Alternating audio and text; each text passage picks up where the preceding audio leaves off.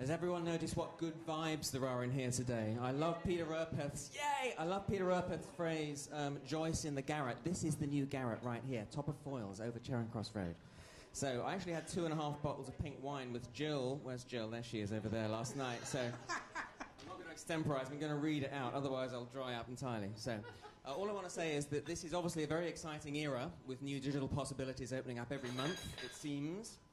And that is fabulous, of course it is. And it sometimes feels as if we're hardly in control of those developments. And that in itself is fun too, and it's probably good for us. But we can still influence a few things to some extent sometimes, which means that it's incumbent upon us to influence them if we can discern a way of steering those things for the better, such as making sure that this brave new publishing scene is fully on view and celebrated in all its variety. So here's a question just to throw into the mix. One characteristic of this era is that secret and mysterious non-human algorithms increasingly act as virtuous spirals of market power, perhaps more than ever before.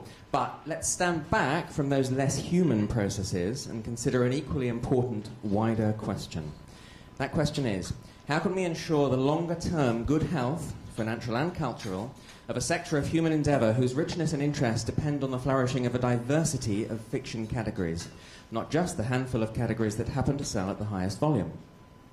Solving this would benefit many really good writers whose voices would otherwise go unheard, but more importantly, it would also benefit readers and the wider culture. It goes without saying that all fiction categories are created equal in themselves with equal value and loveliness. But in both independent and traditional publishing these days, titles in literary and cross-genre categories are under more pressure than ever to justify their existence in terms of purely commercial competition with more mass-market genres. Pure market forces are fine as far as they go, but they do seem to be this digital dynamic's main source of oxygen so far, and their nature just happens to ensure that only certain kinds of content tend to get organically promoted for any given level of time or effort or money that's available to be expended. And those kinds of content are all fine and beautiful in themselves, just as much as the more literary fiction categories. But the resultant incompleteness in the picture of the kinds of creative output that are really being published is something that should be revealed and addressed. It's often lamented that the variety and quirkiness of places like London's Soho and downtown Manhattan have suffered a big diminishment in recent years, as unique venues have been priced out and pushed out by well-lit, well-heated new branches of favourite high street chain stores that are already popular and well-trafficked everywhere else too. Echoing that gentrification process, the combination of retail algorithms and the media's frequent focus on sales-oriented reporting tends to cause commercial fiction categories, beautiful as those are, to push literary fiction categories out of comparable visibility, to a greater extent in independent publishing than in traditional publishing. This is not the fault of commercial fiction authors themselves, of course, but in any field, if certain categories of activity in that field have a tendency to end up effectively hidden from general view, then the landscape of that field starts looking quite a bit less richly varied than it really is. Unnecessarily so. This does not need to be the case if we put our heads together to address it. Many a Starbucks branch has displaced many an indie coffee shop. Both make equally excellent coffees, and both are equally attractive in their own different ways. But what shall we and the media come up with in order to make sure that the fiction category equivalents of the small indie coffee shop, e.g. literary fiction, including its more envelope-pushing varieties, but not only these, can remain commercially viable alongside the Starbucks-level profits that more commercial categories of fiction are already smartly achieving through indie publishing? New organizations, new coalitions, perhaps. All fiction categories are created equal, but in this current exciting era, some categories tend to get edged out of visibility, in independent publishing at least, in favour of others. And this edging out is in fact a powerful shaper of the culture, so prevalent that it is able to hide in plain view, like an elephant in a room. Dan and I would therefore like to shine a light on this elephant. It's over there, Dan. It's over there in the corner.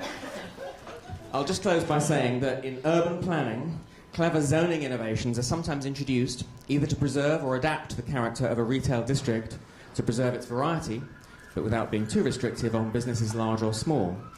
Is some media equivalent of such zoning possible here? These innovations must surely be achievable, and they must be achieved proactively. We just haven't found them yet. So let's find them.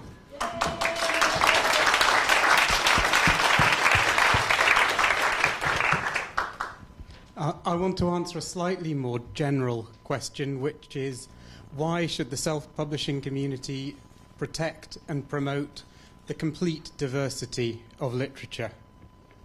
And I'm a poet, so this is a poem.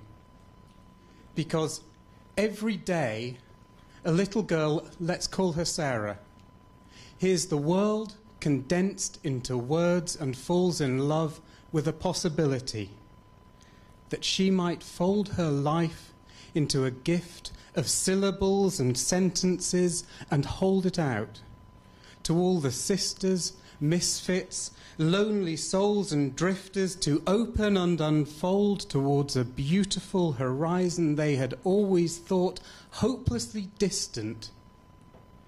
Because when her parents see the way she looks, they sigh and go to bed and cry because they know tomorrow they will take Sarah to a place every kid she knows believes is magical, a bookshop.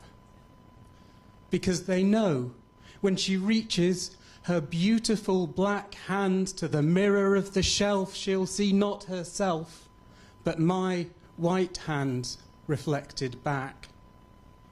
Because tomorrow's books are written by the choices we make today. Their pages penned by voices we invite to stay, not voices that we turn away.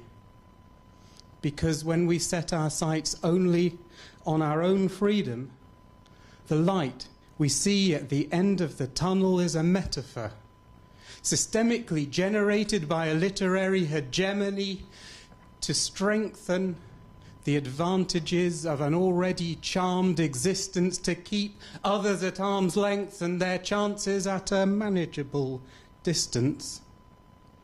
Because what we call quality, others hear as colony, whose overlords behead the aspirations of others with ceremonial swords like approving badges, nodding column inches, blogging and awards. Because when we pick and choose the facts of writing right, the tropes and tools of narrative exactitude to ensure Sarah loses when she enacts her life, perhaps the syntax we use is wrong. Because if we want to uncage every song, be fibres of a fabric where every thread belongs, it is our duty to take these microphones and these tweets and empty them of middle-aged white guys like me and hold the door as we withdraw, and Sarah takes the floor and unrolls the carpet woven from the warp of her words and the weft of her dreams, and waits with open pages for the sisters, misfits, lonely souls and drifters as their lives follow her onto the heart-lifting, dream-shifting, gloriously glittering stage.